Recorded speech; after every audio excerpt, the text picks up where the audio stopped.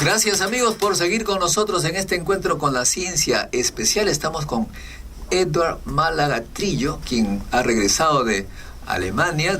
Y bueno, nos vamos a contar. Quisiéramos saber, Edward, recordemos, lo hemos dicho ya hace mucho tiempo, tus inicios como estudiante, como colegial, universitario. ¿Cuál es tu formación? Formación, soy limeño. De pura cepa. Atendí, no tan pura, pero de cepa. Atendí el colegio americano Miraflores en la primaria, luego pasé al María Reina en San Isidro, luego estudié en la Cayetano Heredia, biología y también medicina, pero finalmente me decidí por la biología, cuando encontré el gusto por la investigación. Y luego hice mi carrera de, digamos, graduado, doctorado en Estados Unidos, en Alemania, y me quedé en Alemania haciendo mi carrera de investigador. ¿Y cuáles fueron los temas de investigación que has seguido tú desde el inicio, digamos? Digamos, la línea constante. Por ejemplo, ¿cuál? En Cayetano trabajé con mi mentor, el doctor Abraham Weisberg, que ha sido premiado últimamente, como sabrás, sí, un gran promotor de la ciencia en el Perú. Un saludo para Abraham.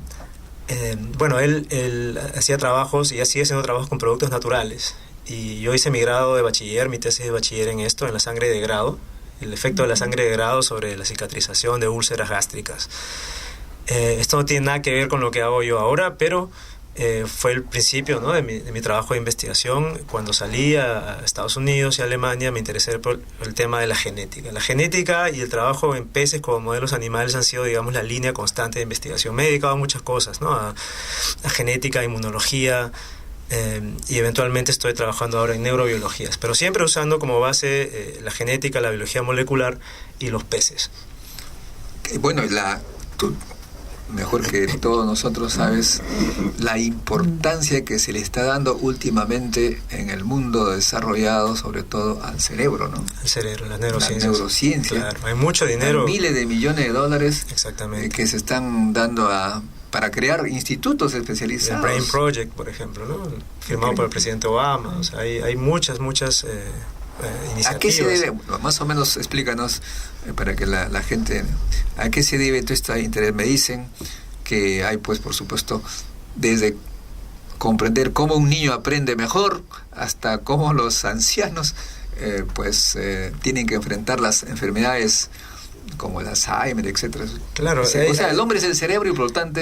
Ese es el punto, ¿no? Le has dado el clavo. O sea, hay muchas motivaciones para hacer esto, pero si nos damos cuenta, somos seres humanos y hemos logrado lo que hemos logrado gracias a nuestro desarrollo de masa encefálica.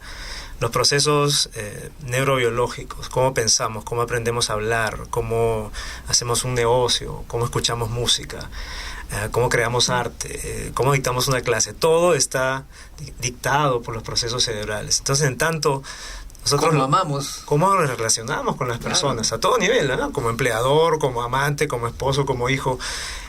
Todo eso está dictado por procesos cerebrales, claro, y también por emociones y otros niveles, ¿no? Pero si logramos... las emociones también se manifiestan en cosas bioquímicas. Hay neurotransmisores, neuroquímicos y todo eso, ¿no? Sin dejar de lado, digamos, el lado romántico de las cosas y religioso tampoco, por supuesto que lo hay, una esfera, ¿no?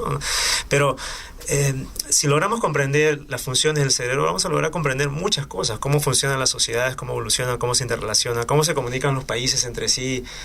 Digamos, es una caja de Pandora, ¿tá? Tenemos que saber manejarla y saber comprenderla. Y por otro lado está el interés médico.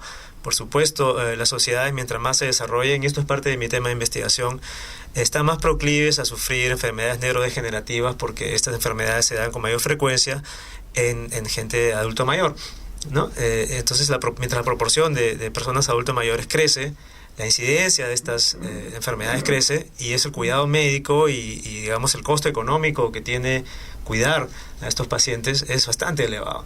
Sí, entonces es un interés, digamos, práctico también. Ahora, tú lo ves, digamos, desde el ángulo genético.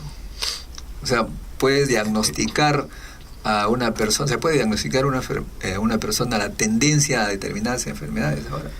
Sí, pero quisiera hacer la aclaración que yo no soy médico. No, yo sé. Porque terminando el programa ya me ha pasado, me empiezan a llegar correos, doctor, yo tengo una tía, mi hermano, ¿sabe qué? Encantado de darles consejos, pero saben, yo no soy médico. ¿Cuál era tu pregunta? O sea, uno puede saber analizando genéticamente Claro, la tendencia que uno puede tener, para que esa es una información importante para tomar las precauciones. Hablemos de casos concretos. Las enfermedades neurodegenerativas más conocidas son el Alzheimer, el Parkinson y, bueno, el tema de Creutzfeldt-Jakob y Vaca-Locas tuvo un tema epidemiológico, ¿no? Pero son bastante conocidas. En todos estos casos existen factores genéticos. Pero, sin embargo, es importante decir que los factores genéticos son una parte menor, muy minoritaria de los casos de estas enfermedades. Tomemos el Alzheimer, por ejemplo. 5% de los casos de Alzheimer se deben a factores genéticos. Entonces es difícil decir 5% solamente, el resto es espontáneo. Significa que por alguna razón te puede ocurrir algo falla en tu cerebro, en los controles de calidad de las proteínas. Un cruce por ahí. Un cruce de chicotes, ¿no? Es simplemente, bueno, también tengamos en cuenta que el cuerpo humano a partir de cierta edad empieza a degenerar, empieza a enfermarse, empieza a ser más proclive a enfermedades. Y ahora, ¿qué cosa va a fallar en tu caso? Si va a ser el cerebro, el pulmón, los riñones. Es una cosa que está dictada por la confluencia de muchos factores genéticos, fisiológicos y cómo interaccionan ellos entre sí. O sea, tu constitución genética, ¿no? Si tienes buenos genes, si has crecido bien, si te has alimentado bien, si tienes una vida saludable o no. Es muy difícil controlar todo esto y por eso el aspecto nutricional también es muy importante. Y cómo vivimos sin estrés, con buen aire, con agua, sin agua. Todas esas cosas toman realmente una importancia trascendental, no solamente el tema genético. 5%. Digamos, en estas enfermedades es debido a temas genéticos. Entonces, por decir, yo tengo genes fuertes, está bien, estás bien cuidado, no tienes mutaciones, pero no te salvas, ¿no? Muchas veces estas... Claro, si abuso de esos genes, los someto al estrés que voy a... Claro. O como cualquier cosa, pues, increíble, prácticamente casi todas las enfermedades dependen cómo uno vive, cómo uno se alimenta. Eventualmente, el desarrollo de estas enfermedades. Claro. Y en el caso, por ejemplo, del Alzheimer, también tiene esa esquizofrenia. Sí. ¿No es cierto? Me acuerdo de una simpática... Le llaman también demencia senil, ¿no? Me acuerdo de una simpática discusión con don Roger Guerra García. Él decía que la esquizofrenia, eso empieza a los 17. Digo, doctor, perdón, pero eso es mucho antes. Serás un buen estudiante de premédica, me dijo. No, le digo, soy físico, y como físico me interesan las imágenes médicas, y hay ahora máquinas que te permiten ver que el cerebro ya empieza las células a deteriorarse. Cuéntanos un poco esto. Claro, las células se deterioran constantemente en el organismo. Digamos, es una manera muy cruda de decir las cosas, pero después de la adolescencia ya empezamos a envejecer. Claro. Y eso se puede observar con los aparatos médicos. Ahora, está bien, tienes razón, eso se produce muy temprano, pero el cuerpo tiene también, el organismo tiene también mecanismos de detección para reparar estos problemas. Y es en la medida en que estos mecanismos de reparación fallan, en que empezamos a envejecer realmente y empezamos a sentir los efectos, los estragos de las enfermedades de una manera muy fuerte. Y esto ocurre pues a partir de los 60, 65 años, ¿no? Antes los tenemos degeneraciones, tenemos pequeños tumores, tenemos pequeñas cosas que están ocurriendo en nuestro organismo, pero las combatimos, las corregimos y podemos seguir viviendo correctamente. O sea, digamos, la célula, el sistema biológico no es un ente, digamos, infalible, ¿no? Siempre están ocurriendo cosas y siempre las estamos corrigiendo.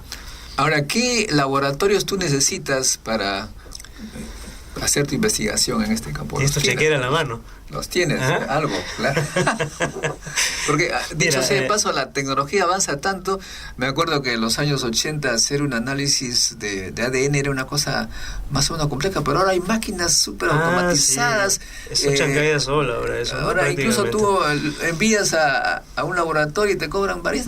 Me acuerdo que Ricardo Bujita me tomó con hisopo. Una muestra salival, ¿no? Gratuitamente y me dijo toda mi historia genética de miles de años atrás. Claro. ¿Y cuánto me cuesta? Nada, cero. Es fabuloso, ha avanzado mucho. Esto que tú refieres, pues se ha beneficiado mucho después del descubrimiento del genoma humano, ¿no? Que se secuenció todo el genoma y se le hizo mucha publicidad de dónde venimos, quiénes somos, y eso facilitó, digamos, el abaratamiento de estas tecnologías, ¿no? Ahora, en lo que yo hago es un tema un poquito más complicado. Yo me dedico, a ver, te cuento un poco. mi plan, mi tema de investigación principal es comprender los procesos que ocurren dentro de una célula, dentro de una neurona, para que ésta degenere y se muera. O sea, ¿por qué se está muriendo la neurona? Y esto implica comprender qué pasa dentro de la célula. La célula es un ente muy complejo donde tienes un montón de componentes, partículas, químicas, orgánicas que están, digamos, interactuando entre ellas, y tú tienes que poder comprender cuáles son los circuitos, ¿no? Quién está arriba, quién domina, quién hace caso, cómo se comunican las células entre sí.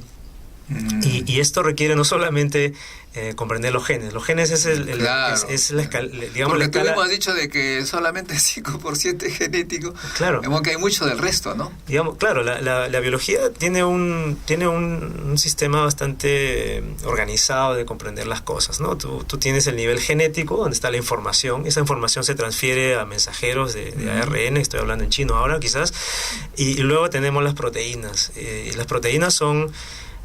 hablemos, por ejemplo, de la hemoglobina, no es una proteína, la albúmina, son digamos, las partículas encargadas de llevar a cabo funciones en el organismo.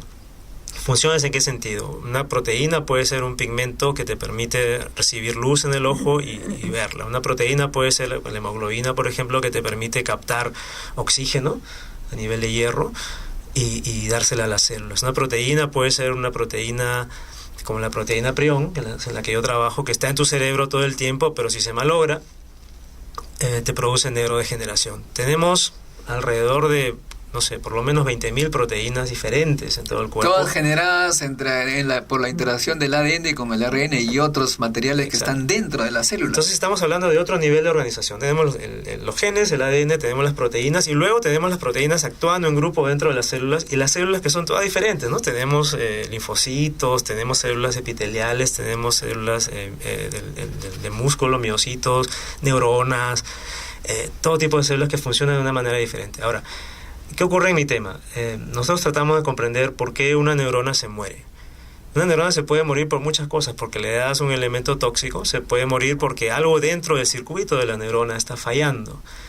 Y a eso es lo que queremos llegar. ¿Qué falla dentro de la neurona? Para eso tienes que comprender los genes, tienes que comprender las proteínas, tienes que tener un sistema, un modelo animal en el cual tú puedas estudiar qué le pasa a esas neuronas. Y para eso el pez cebra, cambiemos un poquito la dirección del tema, es un sistema, un modelo animal fantástico, porque es un pez tropical de aproximadamente 5 a 6 centímetros de largo, pero digamos la mina de oro está en los embriones. Los embriones son transparentes. Los embriones, si se han ido a comer sushi aquí, te acordarás que hay unos rollitos de sushi que tienen unos huevitos de pez, ¿no? Son como caviar, son chiquititos, sin alusiones políticas. Ahora, estos huevitos, en el caso del pez cebra, son transparentes y te permiten ver el desarrollo de todos los órganos, estructuras, sistemas anatómicos, fisiológicos del pez en una cuestión de horas. O sea, al cabo de 2 días tienes una larva que tiene todos los sistemas y funcionando, que son análogos al cuerpo humano. Entonces, en mi caso, yo puedo estudiar neuronas, que son las neuronas motoras, por ejemplo, que nos permiten movernos, hacer las conexiones con los músculos, que son responsables de muchas enfermedades en nuestro caso, y también neuronas que procesan otro tipo de información que tienen análogos en el cerebro humano. Esa, digamos, es la tecnología que yo estoy trayendo al Perú. Estoy tratando de implementarla en mi universidad, la Cayetano Heredia, con el apoyo de mis colegas, de la rectora y interesantísimo. Pues, en el tercer bloque te voy a preguntar, Edward, una cosa interesante que me parece para la educación de los niños. Se entiende que, como tú lo has señalado, finalmente, aparte de lo genético, tiene que ver la experiencia, lo que uno vive, lo que uno se alimenta. El medio ambiente. Y el desarrollo cerebral del ser humano, dicen los expertos, se da en los primeros días, incluso antes de nacer. ¿Te parece? En parte, en buena parte sí. Ok, regresamos. Claro.